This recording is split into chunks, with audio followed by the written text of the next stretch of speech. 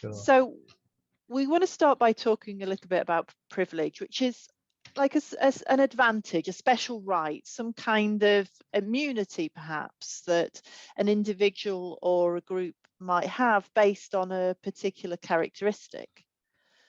So as you can imagine, there are all sorts of things out there. It can be your social class, it could be an age thing, it could be around disabilities, racial origin, your gender, your sexual orientation, religion. There's a whole score of different things that can give us privilege. And it's quite possible that we belong to one privileged group, but we're excluded from another privileged group. So, for example, I may have a privileged group of a native English speaker, but I'm excluded from the privileged group of males, for example. And when we have privilege, it sort of gives us a sense of power sometimes. It gives us an advantage. It gives us something over other people. And we might not even know that we have it. And if we are aware of it, we might not want to admit it. But it's there. And we all have privilege in some way. So, Jonas, take us on to the input board that you've prepared for us. Shall we just have a little bit of slide. Yeah. Be mindful of the fact that even something that might be perceived in some circumstances as some disadvantage might also be used as a privilege. For instance, as Christine was just saying, being a woman, sometimes you might perceive that as a disadvantage, but you might also use it to your advantage, and it may become a privilege. Yeah, absolutely, Jonas. I think you're right in terms of it's quite contextual, isn't it? In some cultures, age is a privilege. And in other cultures, old age isn't looked on quite so favorably. So it can be quite contextual. So what we would like you to do is reflect for a moment on something out of your own situation, and really think, take one of the post-its there and write down one of the privileges that you may have.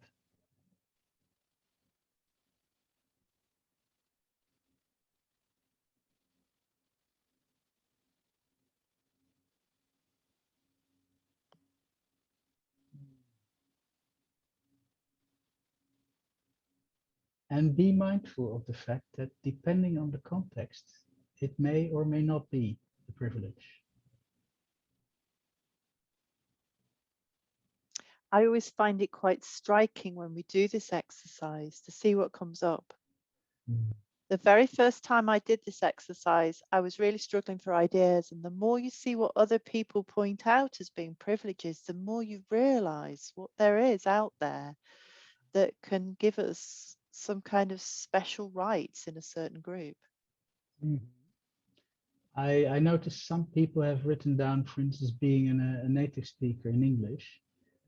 I sometimes use that as a privilege. I'm a non-native speaker, and I sometimes hide myself behind the fact, oh, you know, I'm not sure, I don't understand your language very well, which of course I do. I'm using it as an excuse, and therefore it becomes a sort of privilege. Like, and I can make mistakes. Yeah. Jonas and I were talking about an example where I used being a woman to be a privilege in a male-dominated environment because I had to be listened to because I was a minority group. So it's quite interesting how you can perceive those privileges. It's wonderful to see this wealth of different privileges. I'm not sure if I put up enough post-its, but I also see people are very proficient at copying and creating their own. So I'm really happy that we have such a lovely, experienced audience here. Wonderful. So as we think about privileges, there are things there that can give us power. And that can be a dangerous thing. So that's the topic that Jonas and I really want to highlight with you today. How privilege can lead to rank and how rank can lead to revenge. I'm not sure if you're done typing in privileges, but shall we move on to the next slide, Christine? There's some great, yes, thanks, Jonas. Let's do that. There's some great thoughts there. Thank you, everybody, for contributing that. It is wonderful. quite an amazing list when you think about it. It is. Okay. So if we think about rank, that's appearing when we're exerting our privileges. We're using that power. We're using our privilege in our favor against someone else. We're using it to our own benefit. And you can hear how negative that sounds, right? We're using it against other people for our own benefit. And you can imagine how that creates conflict. Right, Jonas? It does, yeah, because somebody might be exerting a privilege that others don't have, and they might even be abusing that privilege. So you get a sense of people pulling rank when they're exerting that privilege that others don't have and using it over them. And I imagine you can all think of times, and we're going to ask you for some specific examples in a minute, where you felt that somebody has exerted their privilege over you and how that makes you feel.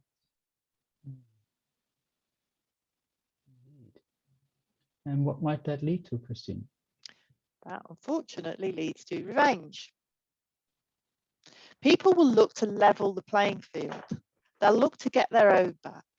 They'll look to even things out. So if somebody is exerting rank against them, they will want to get even. And the problem with revenge is that it can be done very quietly. It might be done openly and overtly, and it might be done very quietly behind the scenes. Chips away at what the team is trying to do, undermines their work. So whether it's done up front or it's done behind the scenes, it's going to cause damage to the team. I think Louise has an interesting comment there. She says that it's not necessarily so. Sometimes you just put up with it, or you put up with it. I added to just, sorry, Louise. Yeah, sometimes you do put up with it. And then what happens? Exactly, yeah, that's a good point, Pete. Yeah, very good point.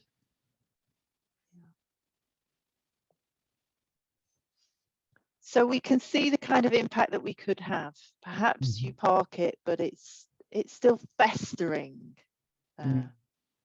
Malicious compliance. Absolutely. And this is what I mean about sometimes it's hidden, it's behind the scenes, it's eating away at what's happening and causing damage without you necessarily being aware of it. Yeah, you get miserable, or maybe you leave. Or maybe something else happens. We'll get to that in a bit. Shall we go to the next one, Christine? Yeah, let's just spend a few minutes thinking about examples of this, because I'm sure you've all got examples. I said to Jonas as we were preparing, I said, I've got a really embarrassing example that I'll happily share with everybody. So shall I go ahead and do that one, Jonas? I don't think I told you what it was. I changed manager in a previous job. And I was Scrum Mastering for a team, and I moved to report to the product manager. And the product manager was a micromanager. He decided that he was going to tell me what I could and couldn't do. He went through my calendar and told me what meetings I could and couldn't attend. He went through my job description to make sure that I was doing everything I was supposed to be doing. He was my manager. Well, you can imagine how I felt around that. I wasn't so happy. So a day or two later, we were in the stand-up with the team, and he came in on the stand-up and said, I'd like to know what's happening with this ticket. And I said, offline that, please. That's not relevant to the stand-up. And he's like, well, why? Why isn't that relevant? I need to know about the status of this ticket. I said, no, it's a stand-up. It's not a status meeting. Offline that request, please. Revenge. I couldn't do anything about the fact that he decided to micromanage me, but I could find a way of exerting my revenge in a meeting that I facilitated in order to just try to bring him down a peg or two. I'm mildly embarrassed about having done that. But that's what showed up for me. I just felt the need to level the playing field. Sorry, Jonas. No, go ahead. Sorry to interrupt you, but I was wondering, did that in turn lead to revenge on that manager's behalf towards you? I think the relationship had broken down at that point. It was irretrievable, and I subsequently left. But yeah, you're absolutely right. You are potentially getting into a vicious circle, I think you're saying, Jonas, right? So we'd like to invite you to have a think about some of the times when you've seen rank and revenge showing up, either for yourself or in the teams that you're working with. Maybe jot down a thought on a post-it note. And by the way, I love the way that people are also having an influence on our talk by the wonderful comments we see, and very inspiring comments in the chat box here. Thank you all for that, and please keep on doing that. Appreciate your input. I also have a. Sorry, no, go ahead. No, you go. No, because Louise was asking a question. And I think the audience are answering already. Yeah, absolutely. Don't you just love it how the system sort of responds to its own needs?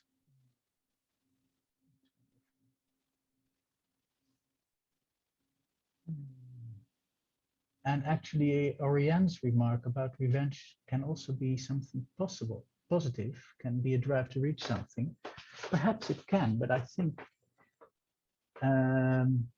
it's rare that happens. Because for that to happen, I think both parties involved, the one exerting the revenge and the one undergoing the revenge, need to get together and become more intentional and conscious about what they might, create from that.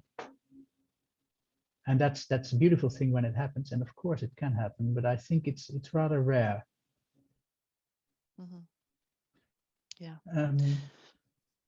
I was also thinking the other day about, your average IT department, who tend to have some kind of like wave going up and down and shifting very fast between being the heroes of the day to being the zeros of the day. For instance, when they are the ones, saving the company by introducing a new technology, which gives them an incredible competitive advantage. They're the heroes. And when there are these little pests who block you from installing software that might be very useful to your work, or who don't want you to go to certain websites, etc., and they're being bureaucrats, right? Then they are pulling rank. At least that's how we often experience it. For them, it might be different. They say, no, we're just safeguarding this environment, right? But for us, it often comes over as end users, like they're being pests, they're being a nuisance, they're blocking my work. And then we try to exert revenge by having some kind of shadow IT, or by going around them, and maybe circumventing IT leads to security breaches. So that in turn, of course, might lead to the IT department becoming more strict. They kind of exert more privilege, more rank, and they kind of maybe also take revenge on us pesky users. Yeah, I think that you make a great point there, Jonas, about it's not necessarily people intentionally using their privilege, but it can come across that way. People can perceive it in that way, and that's why it's such a delicate thing, isn't it? People perceive that you have used your privilege and pulled rank, and they react to that. We've got some great examples coming up here. So thank you for sharing those with us. Beautiful. And also in the comments, thank you for sharing that with us. Shall we skip on and talk a little about the antidotes? I'm just noticing the time. Okay, Let's have a think about what we can do about this. so I'll go to the next slide. Perfect. Thank you, Jonas. So the awareness, right? We've just done an awareness creating exercise by calling out our privileges. That's something that you can do in your teams. Go around and call out the privileges that exist in the team. Perhaps you've got somebody who is a very experienced, very capable developer who has that privilege in the team. Perhaps you've got somebody who's the niece of the CEO and has a different kind of privilege in the team. But by calling them out and being aware of them, it just helps the team to openly notice the kinds of things that could go on, so that we can be aware of the privileges. And it helps us then to be aware of not misusing them. Beautiful. Respect, right, Jonas? Yeah. So everybody brings something to the team, and everybody can be celebrated and respected for it. And for instance, if you take the perspective of the IT department, the example I just gave, you can respect them for trying to do a good job, for trying to safeguard the IT environment that we're working in, etc., etc., etc. And I always say, especially when tensions get high, is assume good intention. And be curious about the intent that the other might have behind perceived revenge or perceived rank, rather. Right? Yeah. And then we have speak openly. So if we've got that culture of openness in the team, people can then raise concerns, right? If they have a sense of somebody is pulling against them or exerting a privilege over them, they can simply ask for what they need. That can be an incredibly powerful way of just dampening down any of these feelings of needing revenge. If you can just openly say, I feel like my position isn't being respected, or I'm not getting what I need, or it looks to me like you're using that. And you can speak openly and address it immediately. So using that awareness to be open and just say what it is you need. That's a really powerful tool. Thank you, Christine. And then also you might notice resistance. And when you sense that from someone, just ask what it is that concerns them. It clicks back into the being open, right? Just ask what it is that concerns them and be curious and mindful about that. And that way you create a safe environment to openly talk through whatever may be between you. Yeah, absolutely. Because it's the case, isn't it, sometimes that people don't feel able to name it. And if you can support them to do that, if they don't feel able to openly speak, if you can question it with them and support them to share that information when you're noticing that reaction, it can really help to bring it out in the team so that it can be addressed. Okay. I'm just reading the notes in the chat, which are absolutely fabulous. You guys have got some really great ideas and you're sharing some really wonderful things. So thank you for that. So just to summarize what we've said, privilege exists, right? It's there. It's always going to be there in whatever shape or form. And it's a problem when it's misused. Yeah. And when revenge occurs, when rank is exerted, it will always cause damage in some form or another. It might be more obvious or less obvious. And if we're open about privilege, we can avoid rank and we can avoid revenge from occurring. Or at least we can mitigate the issue, right? Yeah. It's about that awareness, isn't it? And that openness and just being able to address it. Yeah. And Jonas has put together some fabulous thoughts on other references you might be interested in. This is something that we've taken from our ORSC training. So CRR Global is a fabulous resource for anybody that's interested in organizational systems relationship coaching. And a couple of books there that Jonas recommends, Sitting in the Fire by Arnold Mindell and Collaborating with the Enemy by Adam Carhane. Indeed. And Christine and myself are both fans of organization and relationship systems coaching. We do think it is actually a thing that sits rightly there in the difference between doing agile and being agile. And the being agile part, ORSC, is a great tool to have at your disposal.